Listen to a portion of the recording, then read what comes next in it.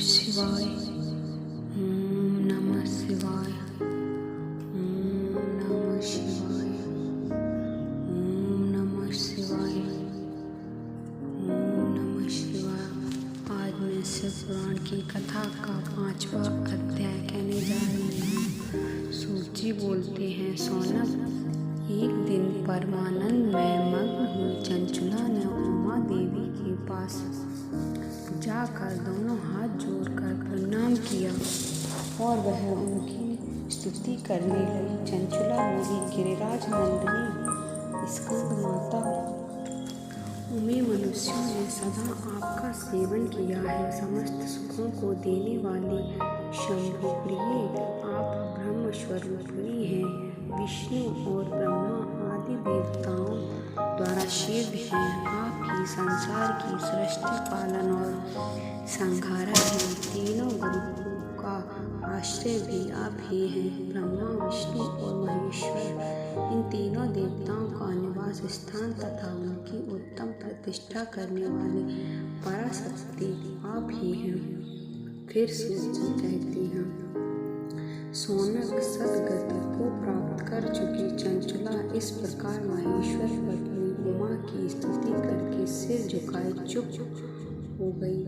उसके नेत्रों में प्रेम के अश्रु उमड़ आए। तब करुणा से भरी शंकर प्रिया भक्त वत्सला पार्वती देवी ने चंचुला को संबोधित करते कहा, सखी चंचुले सुंदरी, मैं तुम्हारी की हुई इस स्तुति से अत्यंत प्रसन्न हुई। बोलो, क्या वर मांगती हो? तुम्हारे लिए मुझे कुछ भी न दे योग्य नहीं है। चंचुला बोली, निष्पाप गिरिराज कुमारी, मेरे पति बिंदु इस समय कहाँ हैं? उनकी कैसे गति हुई है यह मैं नहीं जानती। मैं अपने उन पतिदेव से जिस प्रकार संयुक्त हो सकूं, सब कोई उपाय कीजिए। मेरे पति एक शूद्र जाति वैश्या के प्रति आसक्त थे और पाप में ही संलग्न रहते थे। उनकी मौत मेरी मृत्यु से पूर्व ही हो चुकी थी। मुझे कोई आभास नहीं है कि किस गति को प्राप्त हुए। गिरिराज बोली, बेटी, बिंदु नामक तुम्हारा पति बड़ा पापी था। उसका अंतकरण बहुत ही दूषित था। वैश्या का उपभोग करने वाला वह महामूढ़ मरने के बाद नरक में पड़ा। अनगिनत वर्षों तक नरक में नाना प्रकार के सुख भोग कर वह पापात्मा अपने शेष पाप को भोगने के लिए विंध्य पर्वत पर नशा बन के बैठा है। इस समय वह एक पिशाच की अवस्था में है और नाना प्रकार के कलेश उठा रहा है। वह दुष्ट वही वायु पीकर रहता है और वही सदा सब प्रकार कष्ट सहता है। अब सूची कहती है, सोनक, गौरी देवी की यह बात को सुनकर उत्तम व्रत का पालन करने वाली चंचुला पति के महान दुख से दुखी हो गई। फिर मन को स्थिर करके चंचुला ने व्यथित हृदय से महेश्वर को प्रणाम करके पुनः पूछा। चंचुला बोली, महेश्वरी महादेवी, मुझ पर कृपा कीजिए और दूषित कर्मकांडी पति का उद्धार कर दीजिए। देवी, उस बुद्धि वाले मेरे उस पापात्मा पति को इस उपाय से उत्तम गति की प्राप्ति हो सकी है, यह शीघ्र बताने की कृपा कीजिए। आपको नमस्कार है। पार्वती जी ने कहा, तुम्हारा पति अगर शिव पुराण की पुण्य में उत्तम कथा सुने तो सारी दुर्गति को पर कर के उत्तम गति का भागी हो सकता है। अमृत के समान मधुर अक्षरों से युक्त गौरी देवी का वह वचन आदर पूर्वक सुनकर चंचुला ने हाथ जोड़कर मस्तक झुकाकर उन्हें बारंबार प्रणाम किया और अपने पति के समस्त पापों की बुद्धि तथा उत्तम गति की प्राप्ति के लिए पार्वती देवी से यह प्रार्थना की कि मेरे पति को शिव पुराण सुनाने की व्यवस्था की जाए। उस ब्राह्मण पत्नी के बारंबार प्रार्थना करने पर शिव प्रिया गौरी देवी को दया आ गई। अतः उन वत्सला महेश्वरी गिरिराज कुमारी ने भगवान शिव की उत्तम कीर्ति का गान करने वाले गंधर्वराज तुम्बर को बुलाकर उनसे प्रसन्नता पूर्वक इस प्रकार कहा, तुम्बरु, तुम्हारी भगवान से मैं प्रीत है। तुम मेरे मन की बातों को जानकर मेरे अभिष्ट कार्यों को सिद्ध करने वाली हो, इसलिए मैं तुमसे एक बात कहती हूँ, तुम्हारा कल्याण हो। तुम मेरी इस सखी के साथ शीघ्र ही विंध्य पर्वत प्रस्थान करो। वहाँ एक महाघोर और भयंकर पिशाच रहता है, उसका वृत्तांत तुम आरंभ से सुनो। मैं तुम्हें प्रसन्नता पूर्वक सब कुछ बताती हूँ। पूर्व जन्म में वह पिशाच विंदुक नामक ब्राह्मण था। वह मेरी इस सखी चंचला का पति था, परंतु वह दुष्ट वैश्यागामी हो गया था। स्नान, संध्या आदि नित्य कर्म छोड़कर वह अपवित्र रहने लगा। क्रोध के कारण उसकी बुद्धि पर मूर्छा छा गई थी। वह कर्तव्य कृत्य बुद्धि विवेक नहीं कर पाता था। भक्षण, सज्जनों से द्वेष और दूषित वस्तुओं का दान लेना, यही उसका स्वाभाविक कर्म बन गया था। वह अस्त्र शस्त्र लेकर हिंसा करता, बाएं हाथ से खाता, दीनों को सताता, क्रूरता पूर्वक पराये घरों में आग लगा देता तथा चांडालों से प्रेम करता और प्रतिदिन वेश्या के संपर्क में रहता था। बड़ा दुष्ट था वह पापी। अपनी पत्नी का परित्याग करके दुष्टों के संग को ही आनंद मानता था। वह मृत्यु प्रेत दुराचार में फंसा रहा, फिर अंतकाल आने पर उसकी मौत हो गई। वह पापियों के भोग स्थान घोर यमपुर में गया और वहाँ बहुत से नरकों का भोग करके वह दुष्ट आत्मा जीव इस समय विंध्य पर्वत पर पिशाच बना हुआ है। वही वह दुष्ट पिशाच अपने पापों का फल भोग रहा है। तुम उसकी आज्ञा पूर्वक से पुराण की इस दिव्य कथा का प्रवचन करो, जो परममयी तथा समस्त पापों का नाश करने वाली है। शिव पुराण की कथा का श्रवण सबसे उत्कृष्ट कर्म है।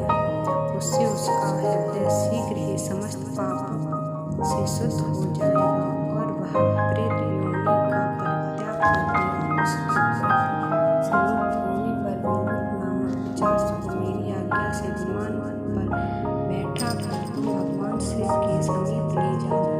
सूची कहती है, सौनक महेश्वरी उमा के आदेश देने पर गंधर्वराज तुम्बर मन ही मन बड़े प्रसन्न हुए। उन्होंने अपने भाग्य की सराहना की। तत्पश्चात उस पिशाच की सती शांति पत्नी चंचला के साथ विमान पर बैठकर नारद के प्रिय मित्र तुम्बर वेगपूर्वक विंध्याचल पर्वत पर पहुंच गए, जहाँ वह पिशाच निवास करता था। वहाँ उन्होंने उस पिशाच को देखा। उसका विशाल धड़ थोड़ी बहुत बड़ी थी। वह कभी हंसता, कभी रोता, कभी उछलता था।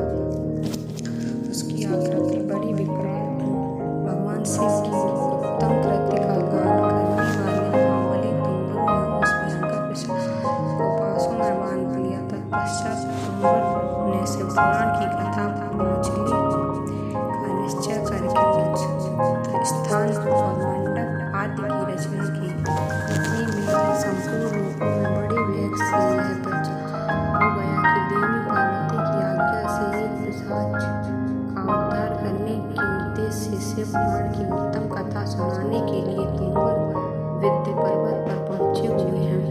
फिर तो उस कथा के सुनने लोक से बहुत से देवर्षि भी शीघ्र ही वहां जा पहुंचे। आदर पूर्वक शिव पुराण सुनने के लिए लोगों का उस पर्वत पर बड़ा अद्भुत और कल्याणकारी समाज जुट गया। फिर तुम्बर ने उस पिशाच के पासों में बांधकर आसान पर बिठाया और हाथों में बीड़ा लेकर गोपीपति की कथा का आरंभ किया। पहले अर्थात विंध्येश्वर संहिता से लेकर सातवीं वायु संहिता तक महत्व सहित शिव पुराण की कथा का उन्होंने स्पष्ट वर्णन किया। सातों संहिता सहित शिव पुराण का आदर पूर्वक श्रवण करके वे सभी श्रोता रूप से कृतार्थ हो गए। उस परम पुण्यमय शिव पुराण को सुनकर उस पिशाच ने अपने सारे पापों को धोकर उस पैशाचिक शरीर का त्याग कर दिया। फिर तो शीघ्र ही उसका रूप द्वय हो गया, अंग कांति गौर वर्ण की हो गई, शरीर शरीर पर श्वेत वस्त्र तथा सब प्रकार से पुरोचित आभूषण उसको अंगों को उद्भासित करने लगे। वह त्रिनेत्रधारी चंद्रशेखर रूप का हो गया। इस प्रकार दिव्य देहधारी रूप हो श्रीमान बिंदु अपनी प्राण वल्लभा चंचला के साथ स्वयं भी पार्वती वल्लभ भगवान शिव का गुणगान करने लगा। उसकी स्त्री को इस प्रकार से सुशोभित देख वे सभी देवऋषि बड़े विस्मित हुए। उनका चित्त परमानंद से परिपूर्ण हो गया। भगवान महेश्वर का वह अद्भुत चरित्र सुनकर वे सभी श्रोता परम कृतार्थ प्रेम पूर्वक श्री शिव का यशोगान करते हुए अपने अपने धाम की ओर प्रस्थान कर गए।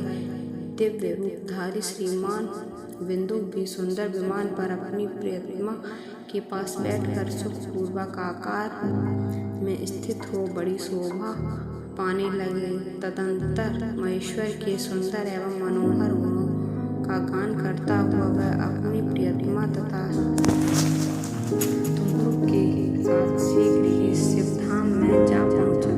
वहाँ भगवान महेश्वर तथा पार्वती देवी ने प्रसन्नतापूर्वक बिंदु का बड़ा सत्कार किया और उसे अपना पार्षद बना लिया। पत्नी चंचला पार्वती जी की सखी हो गई। उस घनीभूत ज्योति स्वरूप परमानंदमय स्नान धाम में अविचल निवास पाकर वे दोनों दाम्पत्य परम सुख को प्राप्त कर गए।